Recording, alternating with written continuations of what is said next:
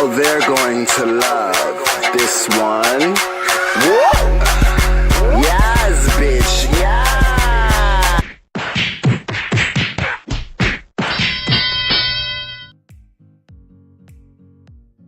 Hey guys, welcome to the Chicana Boxing Podcast once again. And I know it's been like 3 weeks since the last time I did an episode, but I was in Mexico living my best life for spring break. And yeah, as I was over there, a bunch of shit happened. Like Baby Miller got popped for I don't know how many thousand freaking pads, PEDs, whatever you want to call them. And then Golovkin left Abel. Golovkin announced his opponent. It's like, I left to Mexico and the whole boxing world went crazy. And I know you're like, bitch, that's old news. I know, but I didn't get to talk about it. So I'm going to talk about it now, at least a little bit. I really want to make this episode mostly about Canelo versus Jacobs. And I know that fight's basically, 2 days from now. Today's Thursday. And I do tell myself that, I'm going to record these episodes earlier in the week. And sometimes I do, but my school work, it takes everything out of me and I can rarely edit shit on time. So like last week I had filmed one, but the thing is that I was basically going to post it on Thursday night or finish editing it on Thursday to post it on Thursday night. But then it got too late and I'm like, why am I going to post this when the fights are basically tomorrow? And I know a bunch of you don't listen to it like as soon as I release it. Most of you probably listen to it like days later. That's why I'm from now on, pinky promise, I will have the podcast up on Wednesdays instead to give it a little bit more time, for you guys to listen to it, especially since if I do predictions and shit like that. I'm also doing like a new microphone today. Well, a different microphone is my old one, the one that I do interviews with. So if you guys like this audio better than the other one, please let me know if you rather have this audio or the other audio, or if you don't even listen, I'm just talking to myself, that's fine too. All right, let's get started. So I'm just going to talk a little bit about Triple G versus Rolls. I know I made a podcast like, I don't know, long ass time ago, because they had told me, my people that were wrong apparently, that basically Adams was going to be Triple G's opponent. And I think I already addressed that in another podcast too. Like, never mind, shit, my bad. But yeah, that's my kids laughing at Triple G's opponents apparently. Very hilarious. So yeah, can y'all shut up? So the excuse that as to why Triple G's fighting this Rolls fellow is because apparently it's his first fight in the zone. And wait, did I already talk about this in my other podcast? I don't know. Okay, apparently because supposedly he's from Canada and he wants to get, I guess Golovkin a wider fan base, I guess, in Canada too. And I guess that's what they're making in New York because it's closer to Canada and that way the other guys, people can come down. And I would have loved for it to be at the Forum, but we can't just get what we want all the time. But okay, I don't agree with the opponent. I don't think it's a great caliber opponent, but whatever, it's not that big of a deal. Canelo had his first fight of the zone against Rocky Fielding, so I think Triple G gets a pass.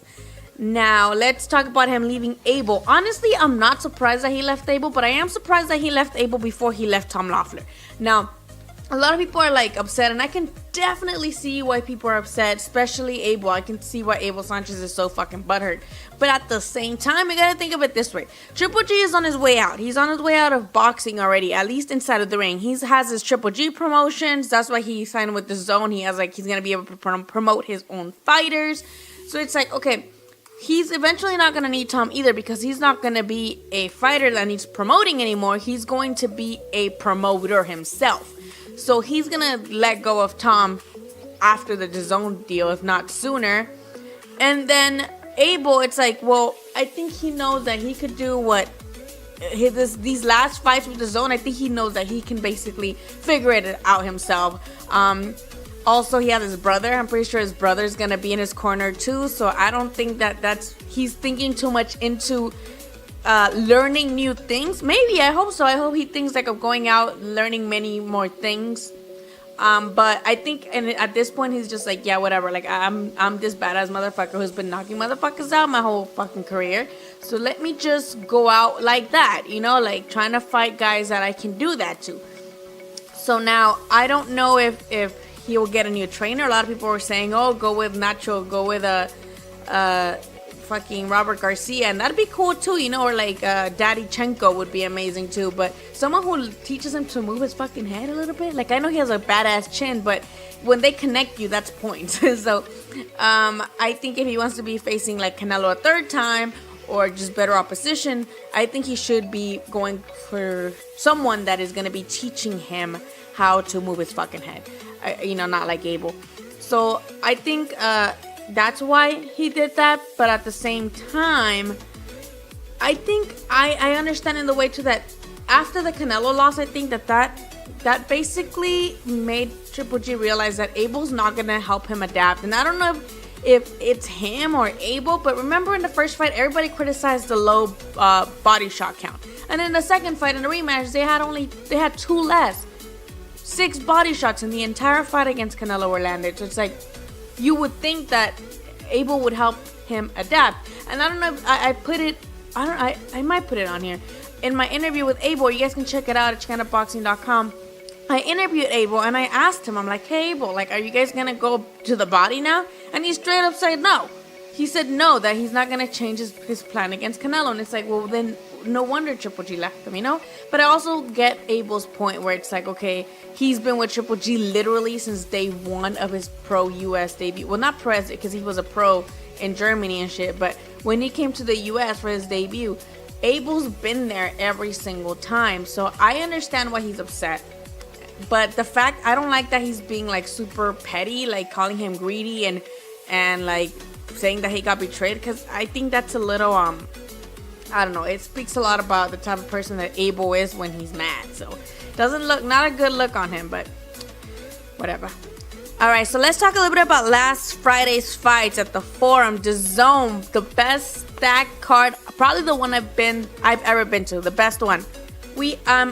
And I know Scott Quigg and Jason Velez, that fight fell off, and I was sad about it because that was also going to be a banger. But god damn, what a bomb ass fight card. Jesus, like, I mean, no offense, but Sims Jr. versus that other guy, that was boring. I went to go get the trash ass Forum food. The Forum has terrible fucking food, y'all. Don't buy food in there ever. Other than that, the card was amazing. We saw Pacheco get an amazing fucking knockout. We saw Jesse Vargas against La Zorrita. And you guys, I don't think, oh well, duh, I didn't publish this podcast. But in that podcast, I was basically saying that Jesse Vargas shouldn't be fighting people that are like basically on their way out of boxing, like La Zorrita. La Zorrita deserves to be fighting people like in his level, like Bam Bam Reels, just like he beat Bam Bam Reels. That's who he should be fighting, veterans of the sport too. And I think, like, what kind of level of opposition is Jesse Vargas fighting? Like, why is he doing this? This proves nothing. But at the same time, man, Zorrita was giving him a hell of a fight. They were popping each other. Oh man, that fight was amazing. I was shitting on that fight, not because of Zorrita, but because of Jesse, you know, taking that opposition. Like, what does that prove? But man, was that fight entertaining. So I ain't even mad anymore. Like, as long as the fights are entertaining, who cares? That fight was so good. And I loved how La Zorrita got a standing ovation when it was his time to walk out of that ring, because the fans, and it was a very pro Zorrita fan base at the Forum. Everybody was cheering for Zorrita for the most part. But it was amazing to see that they had like good sportsmanship too. You know, like, that shit was amazing. I like that shit. Now, the second fight was actually, well, the second of the main card basically, was my baby zaddy, Danny Roman versus TJ Doheny, or Doheny. I'm not sure how you pronounce it, but god damn, that's fight of the year. For me, that's fight of the year so far.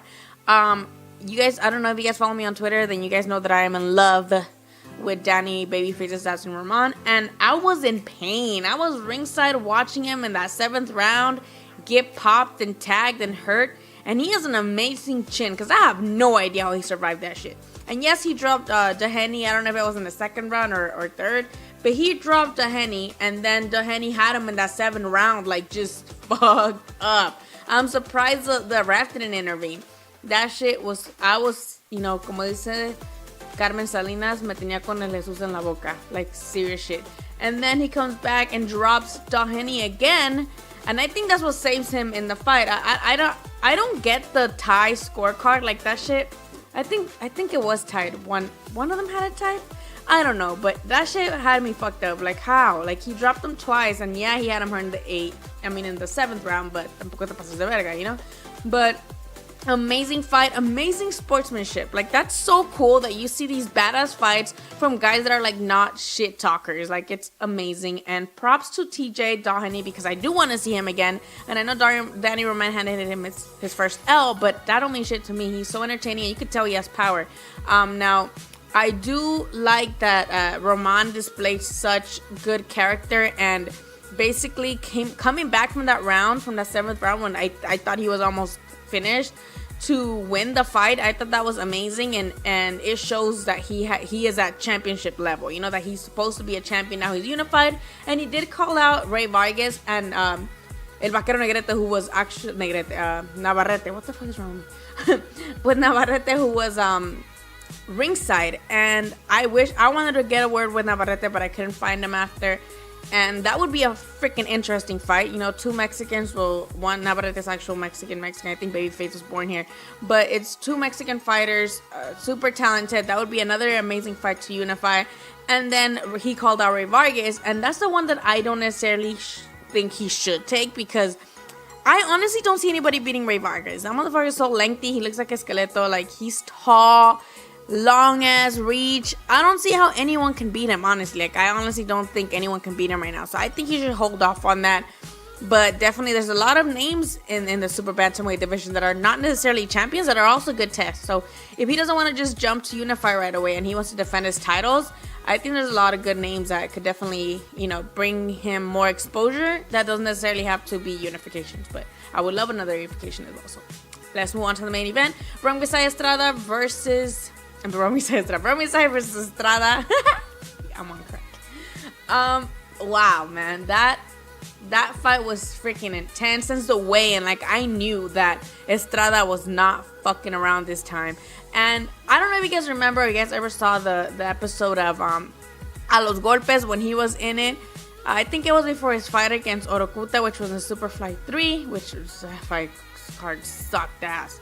But basically Chavez Sr. was like tearing him a new asshole. Like, yo, you better freaking get your shit together since the beginning of the fight, not at the end. You better adapt, and you better throw punches. And Chavez Sr. was like being so stern with him, like, you better fucking get your shit together. And Estrada was just like, yeah, shaking his head and listening, but he listened to him, and I'm so proud of him. One thing that I did notice that I should have noticed that the fight was gonna be a little bit off is when I was outside the Velasco after the weigh-ins, I literally saw Bromwysai's team carrying him out. Like, not carrying him like a baby, but he had both of his shoulders over somebody on his team. So he was very weak, dehydrated, I don't know, after the weigh-in. So that should have been the first sign. And then at the fight night, he was fighting orthodox until the 9th round, which to me was, why are you doing that? Like, he's southpaw.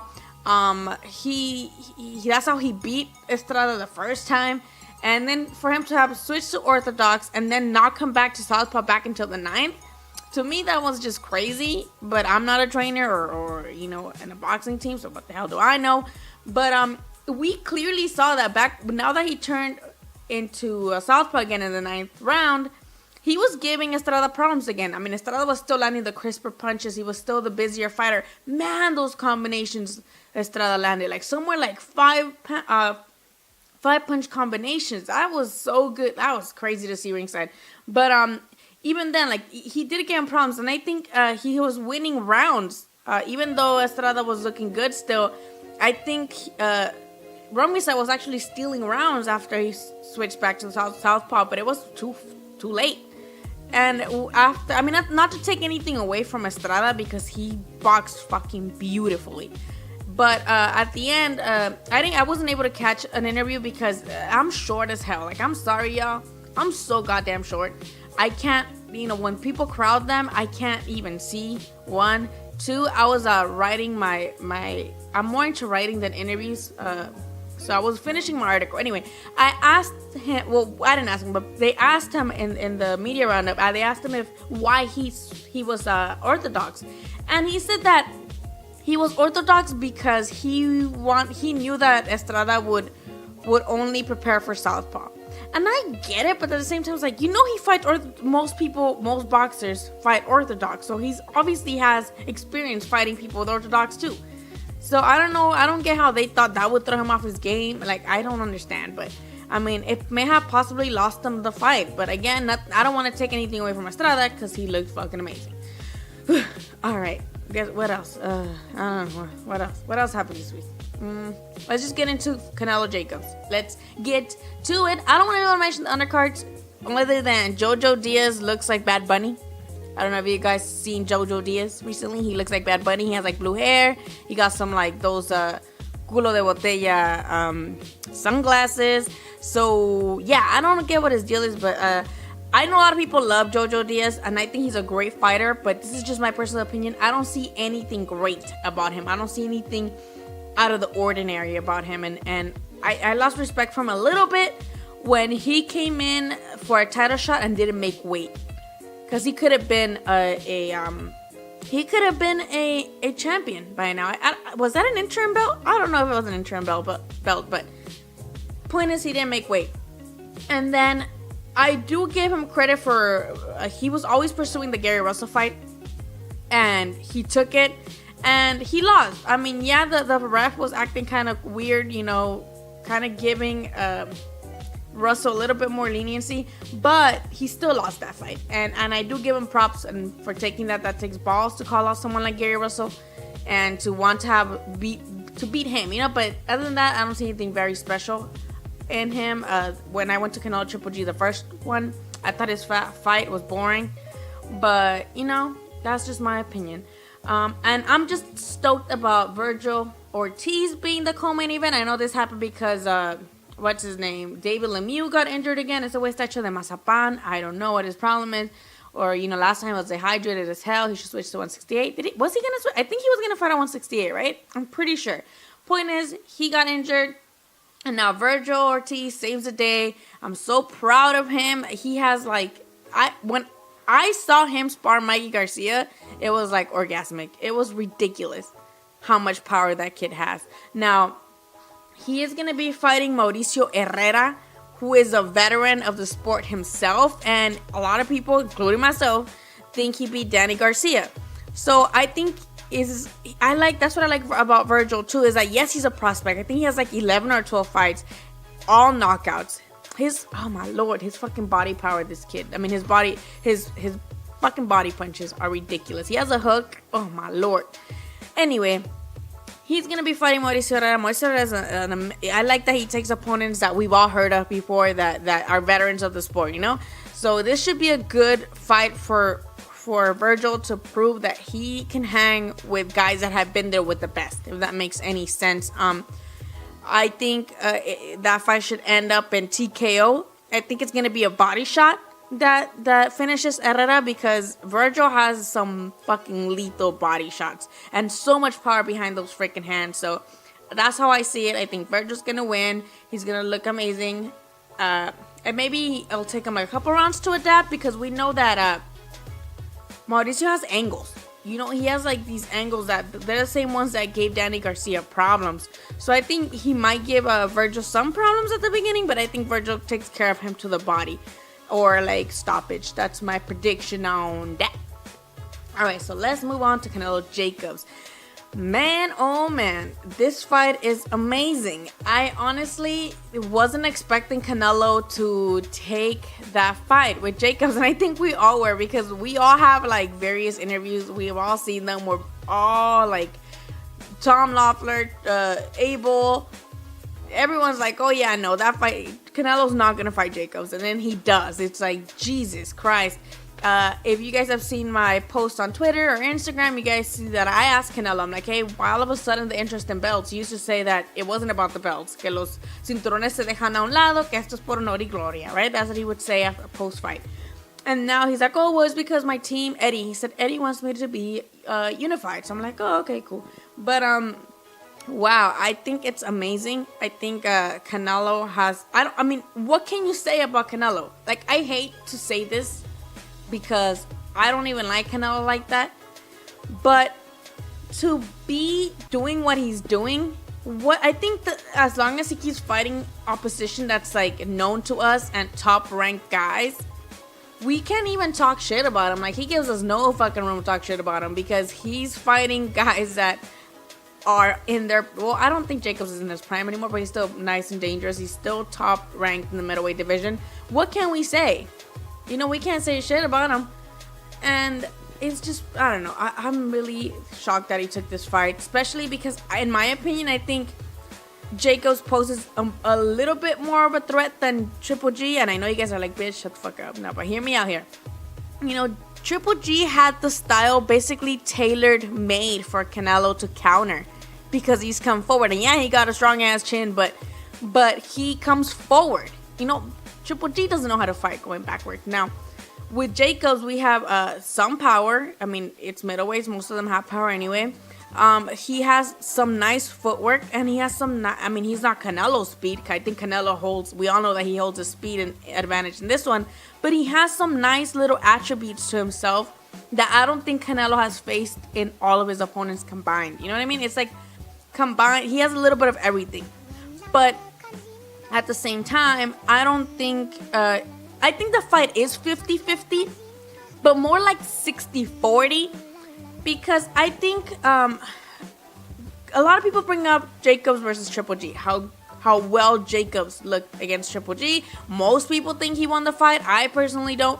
I thought it was a close fight, yes, but I think what happens there is like we were so used to Triple G knocking motherfuckers out that the minute it went 12 rounds, or the minute we saw someone giving him actual competition, like when we actually saw someone hanging in there and giving him a taste of his medicine, we're like, oh shit, well, he lost, you know. But it's because we're so used to Triple G just dominating his opponents. And here we have Jacobs, a resilient ass dude with actual skills, giving him problems like he should have. And that's why it makes us think like, well, I guess he, you know, Triple G lost. He didn't look good. It's not like he didn't look good. It's that we're not used to seeing this, you know. Not just that, I don't think I've seen Jacobs as sharp and as aggressive as he was against Triple G. Because against Triple G, oh man, I love watching that fight because you can tell in Jacobs' face that he wanted to keep going and he wanted to dethrone Triple G. You know, like you could tell his face. Even when Triple G knocked him down, you could see his face like, oh no. Like this was not, I'm not hurt. Is a flash knockdown, you know. Some people even say like he tripped on his feet. I don't believe all that, but you know, there's always people always breaking down videos and doing the most. But yeah, so he fought was it Arias? Is that his name? That kid? That went 12 rounds. I think that people weren't happy about his performance there. I don't know, I'm not happy about his performance, but that shit was boring. He fought Sulecki. And I think he dropped Sulecki in the 12th round, but it was still a decision if I'm not mistaken. But again, he didn't look bad against Sulecki, but Sulecki was landing on him too. And then I think the last one, obviously against Derevyaschenko, who I think I mentioned this in another podcast. That fight rubbed me the wrong way the entire time. I didn't like that basically the trainer picked to be with Jacobs, even though they have the same trainer. Like, I thought that shit was weird. I didn't like that shit. It made me feel weird. And then, you know, that was a majority decision, if I'm not mistaken. A lot of people thought that Derevyaschenko won. Honestly, I remember that I was switching between the Dodger game and the fight that day. So I haven't rewatched it, and I don't know. I just took it. Who won? I just took it. I didn't go back to check the scores or the rounds. Jacobs won. Okay, cool. I was watching the Dodger game. But, basically, did Dodgers lose that day? I don't remember. Fuck the Dodgers right now. It's pissing me off. But point is that, you know, that was also a tough fight. And again, even though they were both more technical guys, Jacobs, yes, he has all these things that may give Canelo problems, like footwork, you know. And a lot of people say like, oh, if Canelo has had problems against black fighters, and if Jacobs fights like a black fighter, then he's gonna give Canelo problems. And yeah, I agree. But at the same time, I think Jacobs is not a guy that can't be hit or it's hard to hit. He's there for you to hit him, and he makes himself available for you to hit him. So I think, I don't know, man. Canelo's such a good counterpuncher that I think that he can definitely catch Jacobs, even if Jacobs is Jacobs has good footwork, but he's not elusive. You know what I mean? So I don't see Jacobs winning a decision. And I hate to sound like this, like, oh, well, you know, Vegas and the judges. But, I mean, guys, there's a fucking pattern here. You know, like, Mayweather, like, somebody had it a draw. Like, what, bitch? What? And then against Lara, now, before y'all say nothing, before I say anything, I had Canelo winning the Lara fight. I'll go into this about why in another podcast.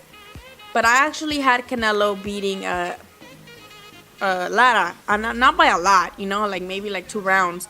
But there was one card that was like crazy too, like 117 something.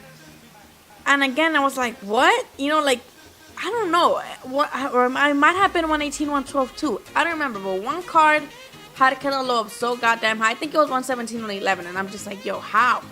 Like, so that there then too. And then I don't necessarily disagree completely with a draw in the first fight. I can see how some people could argue that it was a draw. I personally had Triple G winning 8-4, but I can see how people could like make an argument for Canelo because of his defensive whatever. I can see that, right? But still, that scorecard 118, 112 was just fucking dumb. And it's just like it's this pattern that we see, and it's like, I hate to sound like those like salty ass dudes that are, or girls that are like, oh, the judges and Golden Boy and Canelo, and he's gonna buy the judges, like, fuck Golden Boy. Like, I don't like that. I think it's corny. I think it's cringy.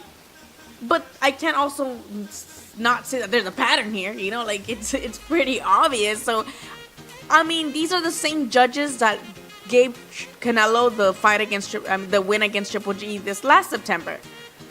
The same judges. These same judges are the ones that edged it out for Canelo, 115, 113, for the most part, to Canelo against Triple G. So I don't see why they would not edge it out again this time. Because yes, again, Jacobs is a nice fighter and he's well-rounded.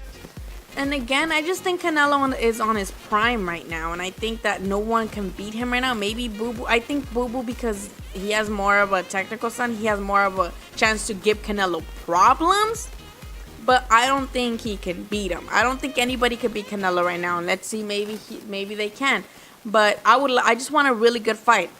That's all I want. And I don't think, unless Jacobs knocks Canelo out cold or knocks him down multiple times in a fight, I don't see how he can win a decision. So I see people on my time are like, oh, I bet $100 on Jacobs and another 100 on KO or decision. I'm like, if you guys want to bet on fucking Jacobs via decision, please, if you just want to throw money away, help me out. I'm past due on my rent. Please help me out on this, because if you just want to throw money away because it's burning a hole in your pocket like that, just give me the fucking money, because there's no way. I don't see it. I mean, look, again, Mayweather definitely schooled Canelo, and somebody still saw that shit a tie. So, you know. So, yeah, I do think my predictions actually, it's 2. I have 2 different predictions, which is like, bitch, really? But, you know, hear me out here. I think 1 or 2 things happen. I think Canelo stops Jacobs late in the fight, maybe 9th, 10th, 11th round, and I think it happens with a body shot. I think he gets Jacobs to the body, and Jacobs just can't get up. Like, it's a hurtful liver shot. That's what I'm thinking. Sorry. And I know you guys are like, bitch, please. Like, that only worked against Rocky Fielding. Who is that guy? But I think Canelo has massive body shots, and I think he can definitely pull those hooks. He has a really nice left hook too. Either that or an overright, but a right hand. But I think it's going to be a late stoppage, late TKO. And the other scenario is it's a really good fight. We see a lot of back and forth action, and it ends in a majority decision for Canelo, and people are pissed. I mean, regardless, people are going to be pissed because people don't like Canelo, and Canelo's that type of person that draws in people that don't fucking like him. But I think that's also like a very likely scenario. If Canelo doesn't TKO Jacobs, then Jacobs is gonna give him the best fight that Canelo has ever, fought against. And it's tricky for Canelo. looking to adapt, and I think it's gonna be a majority decision for Canelo, and people are gonna be fucking livid. They're gonna be crying robbery and all that other, the usual shit that happens when Canelo fights. I think that's what's gonna happen. That's the majority of the. I think that's what's gonna happen. Majority decision maybe, but I don't know. I just want a really good fight. I don't want to have that sour taste in my mouth after a Canelo fight. I feel like that always happens, but we'll see. I'm still hella excited for this fight. Like, I'm hella excited. I wish I was there. I'm salty because I'm not there. I was there for the last 2 Canelo fights with Golovkin, so I'm really salty. All my friends are in Vegas. I bet the weather's nice out there. I'm fucking cold here in Cali. Like, I want to be in Vegas, but maldita pobreza. I'm finishing school. I should graduate on the 18th, and hopefully, we get this shit rolling. So I just want to be. I might not do boxing for a career, but I still want to do it occasionally. I don't think I'm gonna stop doing this podcast, and I'll pick it up as a hobby, if anything. And honestly, back to Jacobs and Canelo, the only way I see Jacobs winning is if he can keep his distance with his height and reach advantage, box on the outside, and I think a jab. He needs to have the jab that Triple G had against Lemieux, basically, and keep his distance and actually set the pace of the fight and be elusive. And if he can box on the outside like that, then I think he can have a really good chance at an upset. But other than that, again, I don't see much going on here other than I hope a great fight, but I think Canelo still takes it. Either decision, which will be obviously problematic like most of his decisions, or by TKO. I'm sorry the audio switched all of a sudden. I switched back to the other microphone because this microphone was getting on my nerves and I kept hearing static. And I was too lazy to go back and actually redo the whole thing. So, hey, half-assed effort for me again. So then I'm just going to end it here. I'm not going to redo the whole part that was staticky as hell. So thank you guys for listening. I was thinking of doing a giveaway for my Eric Morales glove because I feel like I can always get one. If you guys subscribe to my YouTube and leave a review, then you're entered to win the Eric Morales glove. Let me see if this is a good idea. If I'm just talking to myself, then that's okay too again. But let me know if that's something you guys would be interested in participating in. And yeah, Instagram, Chicana.boxing, Twitter, LA10Lily. I'm gonna change my username back to normal soon because I only changed it for my internship, which was dumb as hell. And YouTube, Chicana Boxing, and obviously ChicanaBoxing.com. I know if you go to my website, you're like, oh well, there's so much time gap between articles, but that's because I do everything myself. That website is literally all the content in there is by me. And I'm in school right now. 2 more weeks, y'all. 2 more weeks and I'll graduate and I'll take Dan Rafael's job, guys. Well, eventually. But yeah, guys, if you like my shit, comment, give me feedback. If you don't like my shit, give me feedback too so that I can work on it. And yeah, thank you guys for listening, and I'll see you guys at the next fight, but not Canelo Jacobs, and I'm hella salty for that. Everybody who's in Vegas right now, have fun, y'all. Drink 3 Fat Tuesdays for me, and get in a lot of trouble like I would if I was there. All right, goodbye.